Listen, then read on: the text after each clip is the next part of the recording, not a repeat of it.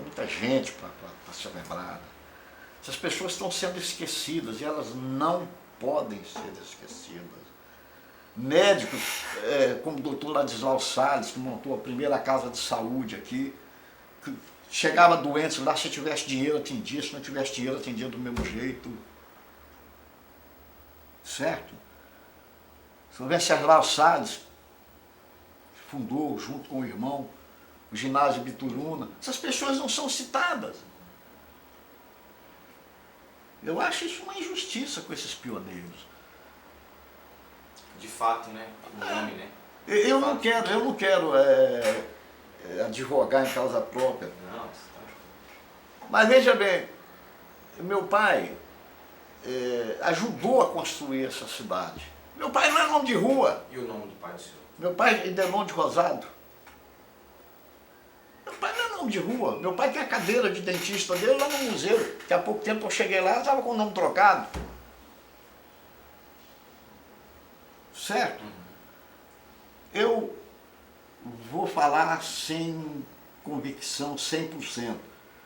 O primeiro juiz de direito da cidade, Dr. Joaquim de Assis Martins da Costa, não tem rua com o nome dele. Pelo menos o que me consta, eu já conferi no catálogo telefônico. Entendeu? Essas pessoas não podem ser... Sotério Inácio Ramos, meu Deus do céu! Como esquecer um homem desse? Ele não foi a pessoa que trouxe o primeiro cinema para governador Valadares, não. Não foi. Mas a primeira rádio foi ele. Rádio Educadora. Certo? Foi ele. O primeiro cinema não foi. O primeiro cinema foi um dono de uma serraria que tinha aqui, senhor Poubel.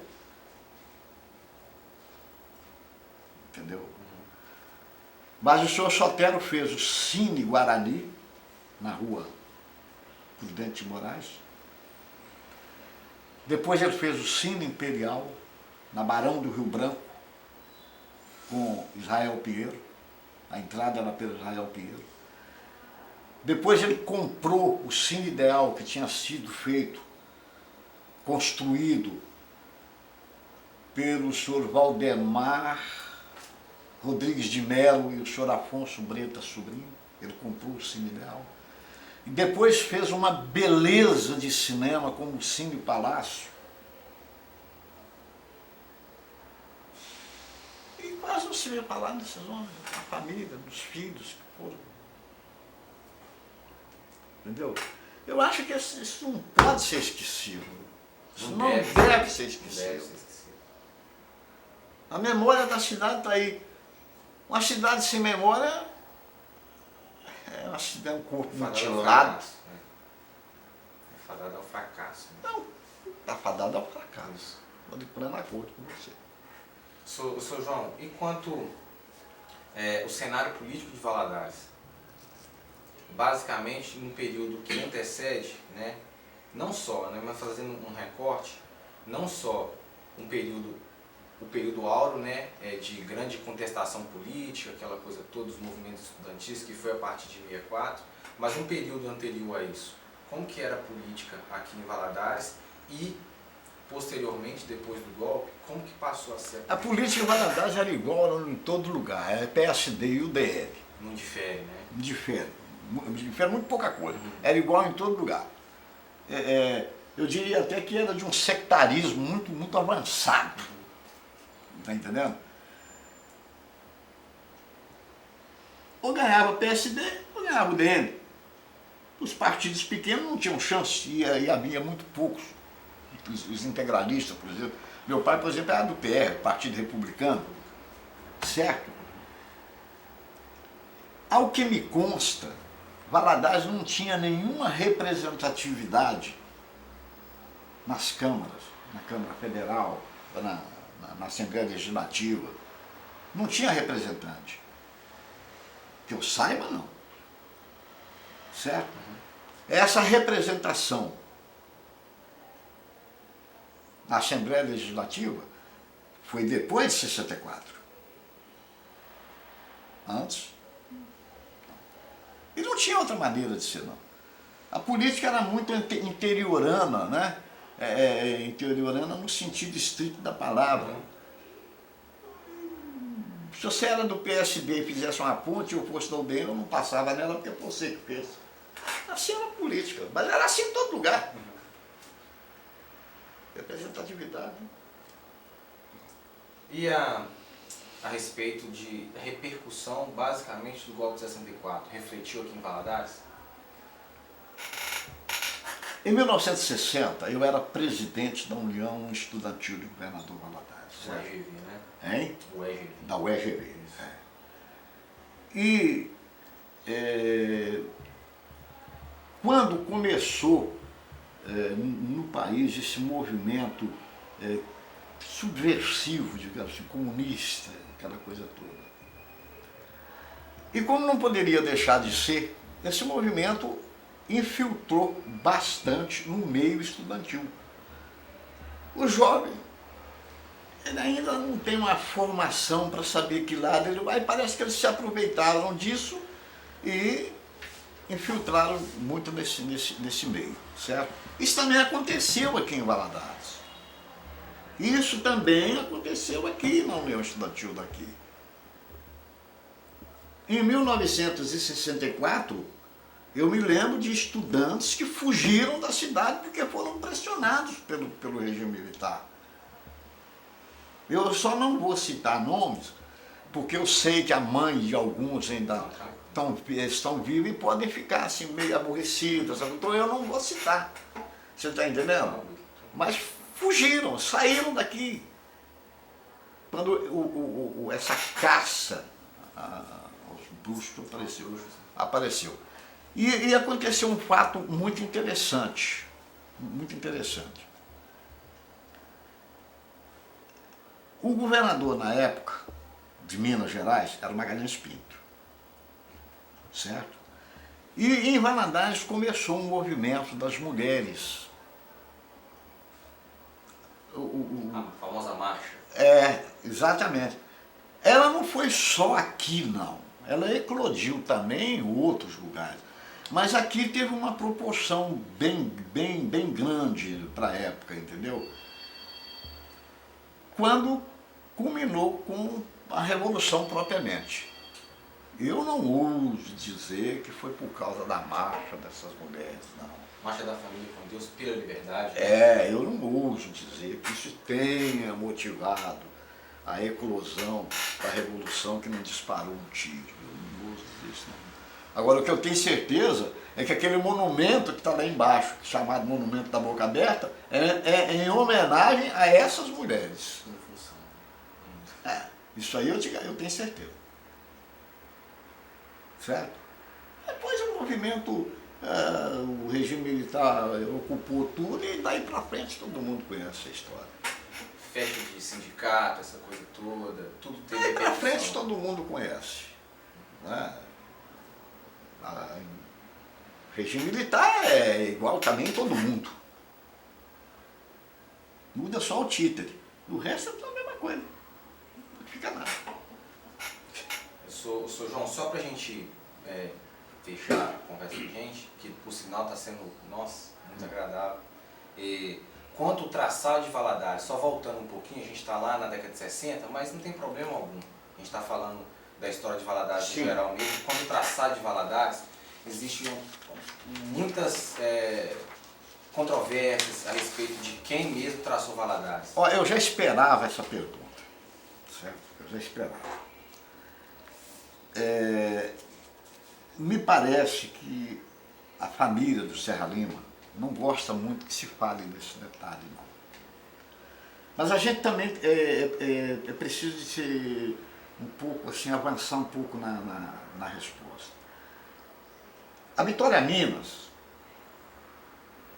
tinha um engenheiro chamado Dr. Siciliano Abel. Dr. Siciliano Abel de Almeida, que foi mandado para cá pela direção da Vitória Minas para fazer um levantamento topográfico da cidade, uma delimitação de ruas, uma coisa assim, certo? Existe na cidade, existe um livro do senhor Raimundo Fonseca que, apesar de ser bastante técnico, um pouco maçante, mas ele é todinho baseado naquilo que está no Arquivo Público Mineiro. Então aqui tem uma parte no livro, uma página do livro que diz o seguinte: em 1909, o engenheiro Dr. Ceciliano Abel de Almeida fez a locação e a planta da linha férrea e da estação de Figueira. Em 1915, a Câmara Municipal de Peçanha encarregou o topógrafo Dr. Olímpio de Caldas Freitas de levantar a planta geral do locradouro de Figueira, no que foi auxiliado pelo carpinteiro local José Serra Lima de Oliveira. Disso decorreu a marcação de ruas e quadras com a fixação de piquetes obediente às ordens técnicas daquele titular profissional. Preciso dizer mais? Esclarecidíssimo. Certo? Mais à frente diz o seguinte: lembramos-nos de Serra Lima frente às construções de casas mais categorizadas de Figueira, onde ele lavrava as toras brutas, dela fazendo baldrames, esteios e barrotes, cujo assentamento promovia ou orientava. Para tanto, mourejava ele de sol a sol. Foi uma grande figura o Serra Lima, mas segundo o que está no Arquivo Mineiro, no Arquivo Público Mineiro, o traçado da cidade não foi feito por ele. Correto? Eu estou transcrevendo. Eu estou lendo uma transcrição de um livro publicado conforme está escrito. Eu já fui lá conferir, eu conheço o Arquivo Público Mineiro. Eu já estive olhando muita coisa lá. Certo? Eu tenho muita documentação. Eu tenho muito documento de governador Valadares, muita coisa. Eu não sei se a Câmara aqui dá para pegar. Aqui, ó. Isso aqui é do professor Nelson de Sena, um cartão. Pegar? Aqui, ó. Pega mais detalhe depois, mas não. Você está entendendo?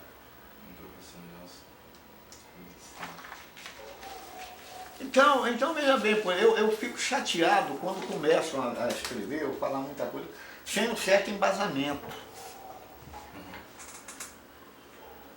Eu não quero de modo nenhum aqui dizer que eu sou sabe tudo, que eu sei nada disso. Eu me embaso naquilo que eu vi, que eu conheço de documentação. Você viveu também. A cidade de Governador Valadares foi praticamente fotografada pelo senhor Sebastião Gross. 90% dessas fotos que você vê publicadas em qualquer órgão de Governador Valadares foram tiradas pelo senhor Sebastião Gross. Acho que você nunca ouviu falar dele. Muito assim, pelo fato de a gente estar lidando com essa coisa, né? A gente vê falar, cita alguns, outros sim, outros não. A maioria não citam, né? Mas, assim, de forma mais detalhada, tal como isso está escrito, não é citado. Pois é. Aqui, uma outra coisa que devia ser citada, certo? Nada aqui acontecia sem que passasse pela casa do Sr. Selene Léo. O Sr. Selene Léo era um dos homens mais ricos da região, mas era de um despreendimento, uma coisa incrível, o Sr. Selene. O Sr. Selene era um homem boníssimo. Quase toda a colônia sírio-libanesa, turca, que veio aqui para Valadares, veio trazida por ele, ou ajudada por ele. Está entendendo? Sr. Selene, Sonak Habib, eram pessoas desprendidas, então nada acontecia aqui sem passar pela casa do Sr. Selene. Eu vou te mostrar aqui, não sei se depois ele consegue fotografar, ele consegue, digamos assim, você quer ver? pouco, vou te mostrar aqui uma foto sensacional, uma coisa histórica mesmo. Olha aqui, ó. Benedito Valadares, Pio Canedo, Seleme Léo, Raimundo Soares de Albergaria e Dona Cirene. Olha que foto. Isso aqui na residência do seu Seleme. Dias Fortes, Tancredo Neves e a família do seu Seleme. Então essas coisas precisam ser citadas. Precisa dar conhecimento. São homens que fizeram isso aqui. E não são bater na mesma tecla, não são lembrados. Não são lembrados. lembrados. Na mesma tecla Não são lembrados. Não são, a cidade de Governador Valadares, ela começou a se formar, foi antes de 1940, rapaz. Os outros que chegaram aqui já encontraram praticamente as coisas feitas. O êxodo de nordestino também muito ajudou a alavancar a cidade, mas eles já chegaram a encontrar muita coisa feita. Esses homens é que fizeram isso aqui. Com as oficinas de mica, com as serrarias. Está entendendo? A primeira fábrica, aqui teve uma fábrica de tecido, uma fábrica, não era uma coisa de fundo de quintal, digamos assim, mas ninguém fala. Sr. João, quanto esse êxodo, né, que o senhor citou, né, esse êxodo rural, não só, né, dos nordestinos, mas só que das proximidades também, né, que de certa forma deu um boom para a economia também, ajudou a dar esse crescimento para a economia de Valadares, né? E quanto esse crescimento foi bem assim significativo, né, no que diz respeito à passagem da Rio Bahia aqui, né? Isso de fato ajudou a concorrer? Isso. E como? Porque veja bem,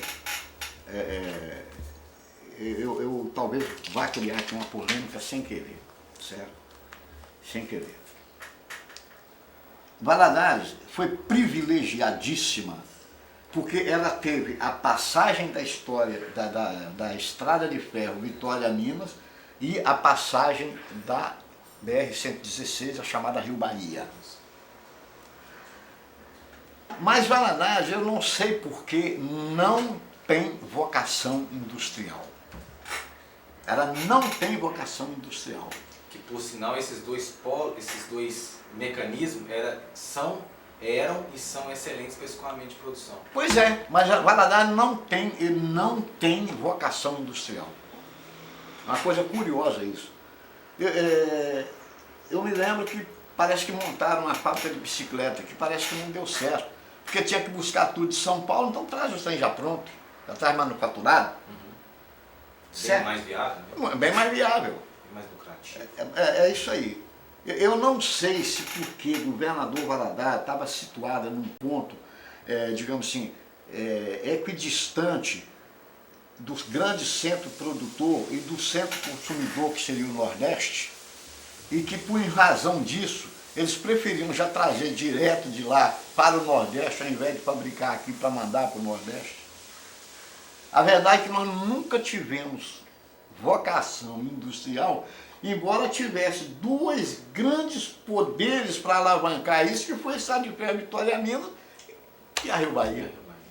É um troço difícil de explicar. O que fez a economia da cidade? Foi a prestação de serviço só. Você tinha aqui uma sucursal do Banco do Brasil, você tinha aqui não sei o que do INSS, você tinha que eram, digamos assim, funcionários graduados, o dinheiro corria. Você tinha Vale do Rio Doce, você tinha,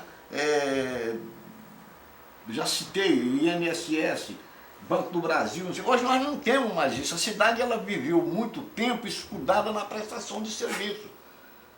Porque as grandes coisas da natureza, elas se exauriram. Rapidamente. Madeira, mica, pedra. Acabou. O solo, né? Acabou. Entendeu como é que é? E hoje, eu não sei